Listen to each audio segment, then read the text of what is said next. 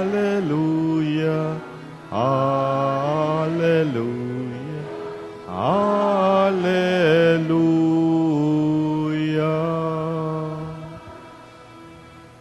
All together, Go and teach all nations, says the Lord. I am with you always until the end of the world.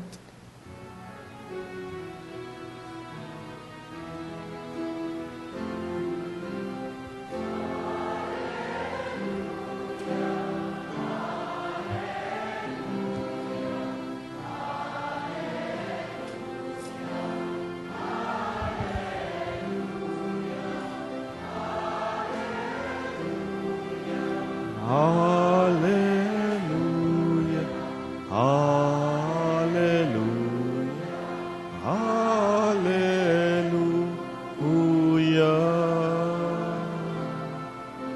hallelujah.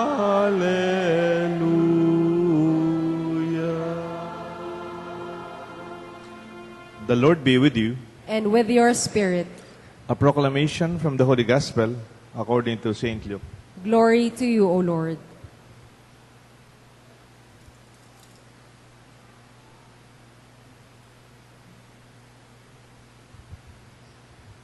Correction, the Gospel is from Saint Mark.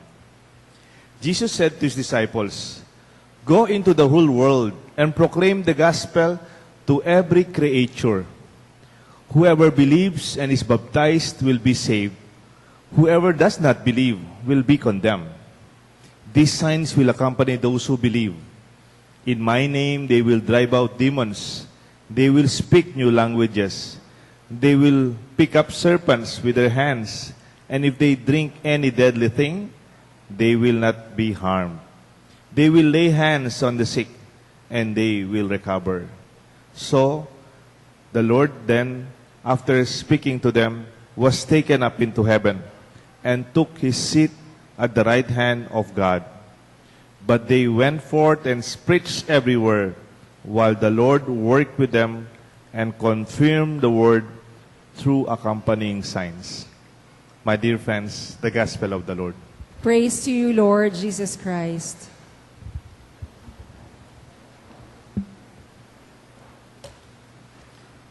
In the name of the Father, of the Son, the Holy Spirit.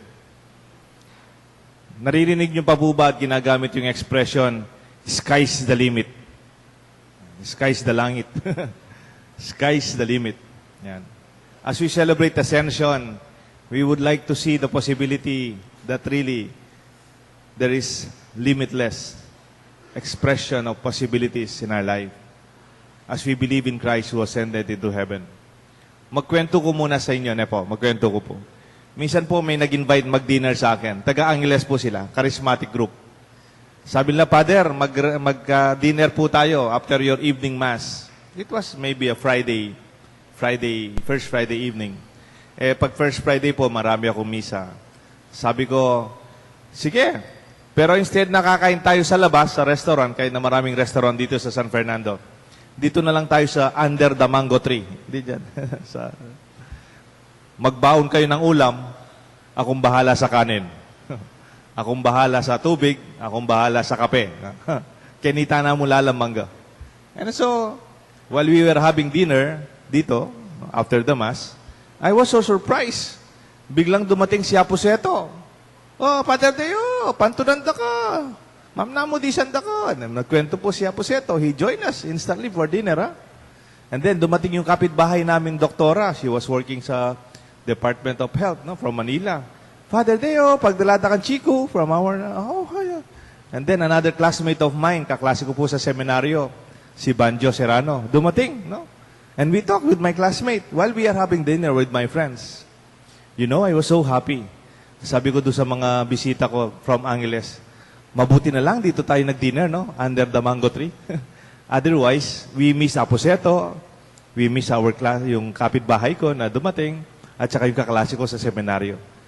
And I realized when we are experiencing openness with possibilities of our relationship, because hindi naman po talaga formal dinner, they did not mind sitting with us, joining us. It was a open dinner. And when I looked up, tinalanga ko po, Hindi lang po ang under the mango tree. It was a dinner under the skies. Kanyaman po itan eh. Itang parang itang itong ay isang dipang langit. No? Itang you see the possibility far beyond the walls and the ceiling. Sometimes we can also limit ourselves with our own schedules, with our own limiting situations. But we can also open some areas where it could be boundless. And minsan po, may isang singer. Ito, mga bata, alam niyo to. Yung kilala niyo po si Pharrell Williams, no? May kinakanta po siya. Parate yung kinakanta niya. Ganito yung refrain niya. A room without a roof. No? A room without a roof. No? Yung kwarto ko, sabi niya, walang kisame. You see the boundless possibility of life. Alam niyo po, animals are naturally territorial. When we say territorial, they protect their space. Di ba po yung aso ninyo, aso? When they see threat sa kanilang territory, yung bakod ninyo, bakuran ninyo, they bark. Galit na galit sila. Bakit? They are protecting their territory. Isipin niyo po, ay, yung mga aso ko, bantay. Totoo naman, binabantay yung teritoryo. They feel that is their territory. Ganyan din po yung mga ibon. They have their own place. Halimbawa, dito natutulog yung flock of birds. Hindi na lang basta-basta nakakapunta yung ibang ibon. Mag-aaway po. Meron po akong malit na lugar sa mga ibon doon. Kahit na pare-pareho lang pong pinapakain, they cannot live together. Kasi nag-aaway din. No? Kaya they have their own cages. No? Kasi otherwise, the bigger ones will take over the small ones. Ganon din po sa the wild. In the wild, yung mga leon, they have their own territory. Pag pumasok ka doon, lagot ka. Kakainin ka nila. Because they have to protect their territory. Did you know that tayo rin, we humans, are also territorial? Kailangan naman yon, di ba? We have to protect our own territories. Yung bahay nyo, nakabakod, nakalak. Yung subdivision natin, may security as much as possible. That is important. But if we look at it with our perspectives, when we think it's too territorial, it's also limiting. May I repeat? When we are too territorial, it is also limiting. 2 weeks ago, nag-bless po ako ng bahay sa Angeles. Hindi po malaki yung subdivision. And I felt very good. Did you know why? Yung binless kong bahay sa isang subdivision, walang bakod. Sabi ko, tala akong bakod. Hindi, Father, sabi nung binless kong bahay, nasa policy ng subdivision, walang bakod. Bawal ang bakod sa subdivision namin. At yung mayari ng subdivision, yung developer, sabi niya, I'll take care of your security. Of course, you protect your house mismo, pero the rest, yung bakod ninyo, I'll take care of it. Ang ganda ng epekto. Alam niyo po bakit? From the gate of the subdivision, you see a very, very wide possibilities of openness. And they feel secured. Kasi nga, yung may-ari pala, mayroon siyang security agency. Kaya nga, hindi pwedeng masira yung pangalan niya sa security ng kanilang mga clients. Sa bahay din, pag marami tayong division, parang nagiging masikip yung bahay. I think in heaven, there are no territories. Where Jesus ascended to heaven, I think heaven is without boundaries. Heaven is boundless. Siguro sa langit, walang bakod. Alam niyo po, dito sa St. Jude, nagpapasalamat ako sa mga homeowners officials. Nung dumating ako dito, nakabakod po yung ating patio. Pero napakasarap nung pakiramdam. Nung yung mga homeowners dito, ginawa nila, binuksan po nila yung bakod dyan sa side. Sila po yung gumawa ng gate. At ginawa pa nila yung lock nasa side na simbahan. Para lang yung gustong mag-park sa malaking area ng oval, tayong nagsisimba, we can access this easily. Para bang naging maluwang ang samahan, hindi na kayo ikot. Ganon din yung mga nag-aaral sa public school. Dahil binuksan po itong access, I don't mind if children go through this place. Hindi na sila ikot. I'm very happy because there's some kind of a sense of unity and peace and even security. Yung mga nagja-jogging dyan, pag umaga, kung minsan magbibisit sa chapel, o magdarasal muna dito. I'm very happy because the doors were open and the fences were connected. Ganon din po yung parking dito sa harap ng ating clubhouse. Nakiusap na naman ako sa side ng stage. Pwede ho nating buksan, no? We will share the possibility that we develop the parking and then we will clean it together and the space becomes wider. Dahil hindi po nagiging maraming bakod, masyado, nagiging maluwang ang ating pagtingin sa buhay. I think in heaven, there are no territories. The citizens of heaven are not territorial. They are free and they are boundless. I think kahit sa mga pangarap ng mga anak natin, huwag niyo pong lagyan ng tuldok. Huwag niyong lagyan ng pader. Huwag mong sabihin sa anak mo, anak, hanggang dito ka lang, mahirap lang kasi tayo. Anak, ka masyadong mangarap matas. Etamog you. If your children, your grandchildren would have their dreams, let them dreams be boundless. It should look up to heaven. It is limitless. Minsan may nabasa po ako sa management book. Mayroong isang management strategy. Ang tawag nila, Blue Ocean Strategy in Business. Ano po yung Blue Ocean? Maghanap ka ng business o maghanap ka ng strategy na hindi masikip. Huwag kang maghanap ng negosyo kung saan nandun na lahat. Ang tawag nila, Red Ocean Strategy. Madugo doon.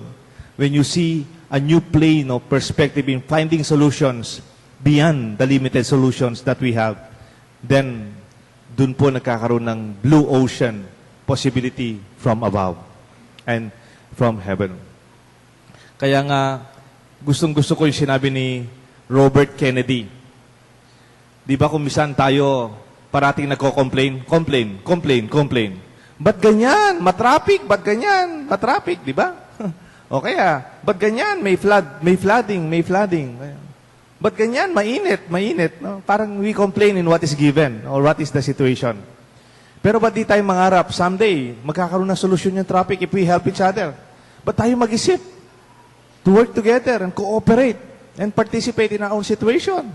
Dito sa ating lugar, we can also help to alleviate flooding if we help clean our rivers, our place, di ba? Yung mga kanal natin, tanggalin yung basura. And then our sense of security if we take good care of each other. Kaya sabi ni Robert Kennedy, ganito yung sinabi ni Robert Kennedy, some people see things as they are and they ask why. But I see things that never were. And I say, why not?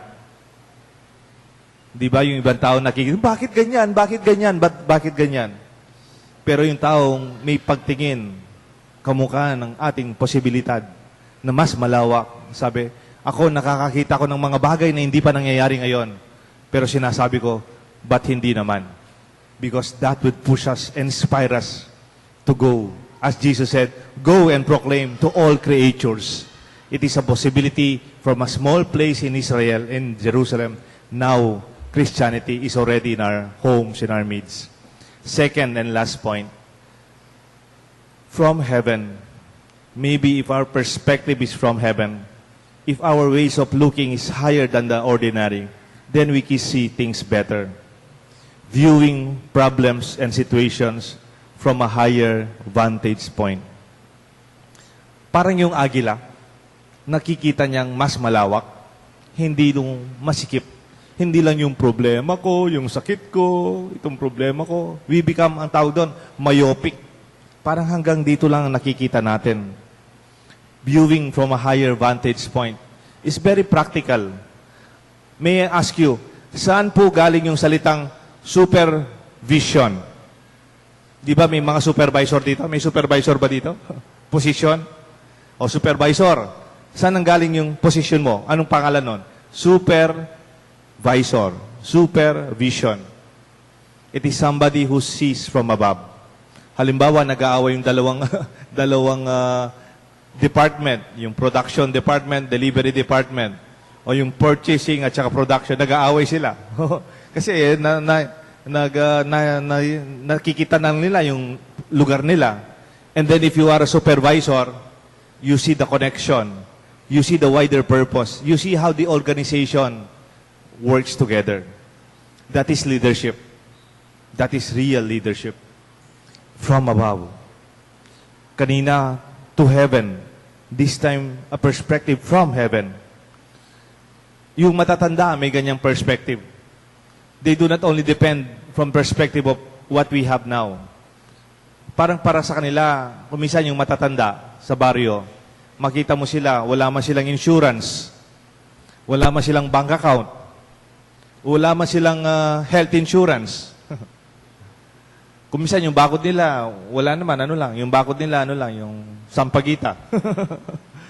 Tapos yung mga lock nila sa bahay, yung lock na simple lang. No? Pero wala silang takot sa buhay. They live long, makabalabye, masayalabye, at they are very healthy and peaceful. After doing their best, kay Badantina na may gobra, alam mo sinasabi nila, nakatapaburen ning Gino. Nakatapaburen ning apong Gino. When we are very conscious of ourselves, we only see it from our perspective. But from heaven, we see it from our perspective. Not only from our perspective, from a higher vantage point. It's good to work hard, maybe to have insurance and savings, but always take the perspective from above. There's something higher that protects us. May kukwento po akong pare. May kilala po akong pare, na-assign po siya sa isang island sa Iloilo. Kailangan sa island sa Iloilo, yung mga tao doon, talagang baryong-baryo, tsaka medyo hill, tsaka may bundok-bundok. Itong pare, nakamotor. At very, very young, very strong. Pag ganyan, yung medyo bata, dependent pa sa sarili talaga yung batang pare. Yung matatanda daw, may expression sila. Yung expression nila, sa awa ng Diyos. Sa awa ng Diyos. Halimbawa, sasabihin, ano po yung oras ng misa nyo bukas? Sa awa ng Diyos, 5:00 po. Kailan po yung piyesta ninyo? Sa awa ng Diyos, sa Lunes po. Ilang taon ka na sa susunod mong birthday? Sa awa ng Diyos, 70 na po ako. Sabi ng pare, parati lang mayroong sa awa ng Diyos, sa awa ng Diyos. Ba't di na lang sabi ng 5:00, sa Lunes, ang piyesta, 5:00 bukas ang misa, birthday ko, 70 years old. Ba't nilalagay pa yung sa awa ng Diyos? Ganun yung ng pare kasi siguro dahil bata pa siya, nag-aral. So, yung mga taga-baryo, ganun expression nila. Minsan daw yung pare, papunta sa piyesta, Lunes. Tapos, yung Lunes na yon, birthday nung matanda. 5:00 yung misa, evening. Nakamotor daw yung pare, ang bilis-bilis Medyo madilim-dilim na, 6:00. Nalilate na siya. Sa bundok-bundok, yung dinadaanan niya, hindi naman sementado po, meron po parang natumbang halaman. Nakaganon po yung pinaka-branch. Makasalabat siya po itang sanga, kayong dalan. Napuwapansinan, mabilis yung motor niya. Sumabit yung pare sa halaman. Ita pong motor na, sinula po yan, may nga pakliya. Iyamo rin po, may nga pakliya tagyang. Nung medyo nalilate na po daw sa misa, nag-ring yung cellphone na, Father, nasaan na po kayo? May misa ho tayo ngayon. May misa ho ba tayo ngayon? Sa awa ng Diyos. Sa awa ng Diyos. In God's mercy. Para bang sometimes we think everything is okay with ourselves, but the truth is, with God's mercy, with God's grace, everything will be fine. Because that is our prayer. That is wisdom from above. Inkabias na ning Gino. There are solutions from above. Halimbawa, nag-aaway yung mga anak mo. Nag-aaway yung mga anak mo. Kuminsan yung mga bata may tampuhan, no? Paano mo susolve yung away ng magkapatid? Hindi mo man tatanong, sino yung tama, sino yung nag-umpisa, di ba? Ang sasabihin ng magulang, pabayaan mo na. Magkapatid naman kayo. That is a higher perspective. From a higher moral ground. You deal not with the details and concerns that limit us, but from a higher moral ground, you are in a better position. It is enlightening from a higher perspective, masala. It is liberating from a higher moral ground, maswelo at mas malwala sin panlalawe. Meron na ba kayong nakausap na kaskup panlalawe? Yung parang their perspective is so limited, myopic ang tawag doon. Itang yamong yay nga kakit da. It is very sad, isn't it? But when you see from heaven, supervision, you see from above, mas maluwalas. Then from heaven you can say, forgive instead of revenge. Patawaran mo na yan. Yan mo na babalikanan. Obedience more than rebellion. Maminto ka pa. Bayo ka lalaban. Tranquility more than anger and hatred. Simplicity more than sophistication and complication. These are wisdom from heaven.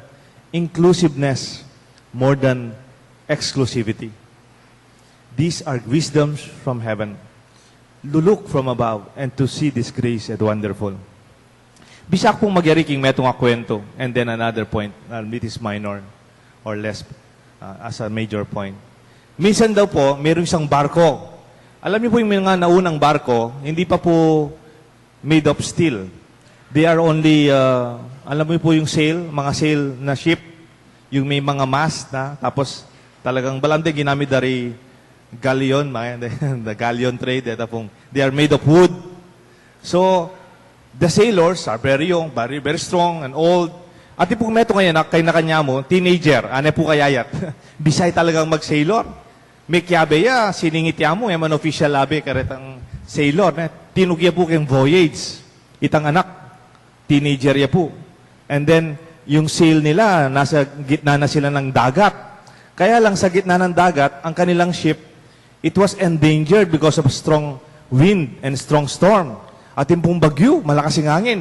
O nandeta pong karetang sail, they have to bring down the mast, ne po? So bababa daw pong makanyang detang lubid para may babala po reta sail nung ali, mga matela, kayang lakas ng hangin.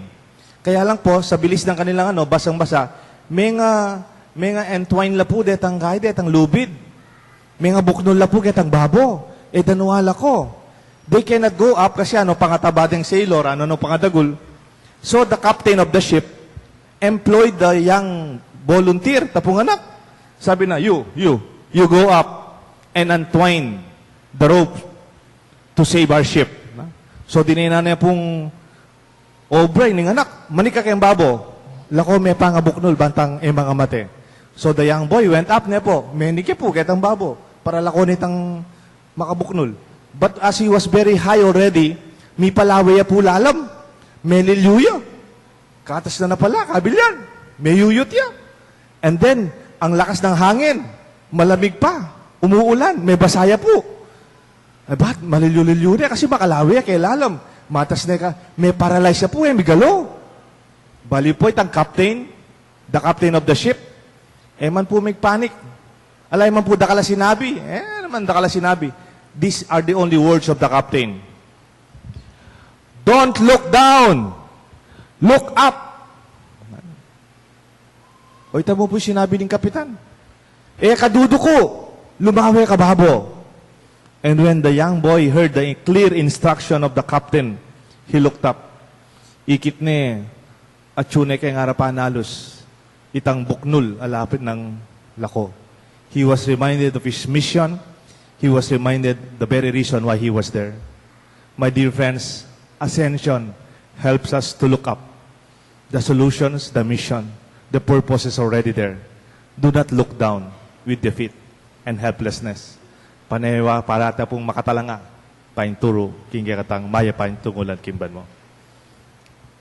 Happy Mother's Day po, kareng hanggang Mother's ngani. As a point, last point na mo po, maybe mothers are God's gift from heaven. Maniwala ko po rin ima, regalo nun ng Diyos. Ela po ibat kayong mall, ela ibat kayong department store ng ima. They must be made in heaven because their love is never limited. Nga na po, deng anak, ita mo pong matuwing house tamo, sky's the limit. Deng house na rin anak, Anli, alugod. Because ngeni, manwala ko po, every Wednesday, ating tang novena keni, Mother of Perpetual Help. The mothers of unlimited love. The mothers of sky's the limit when it comes to the love for their children.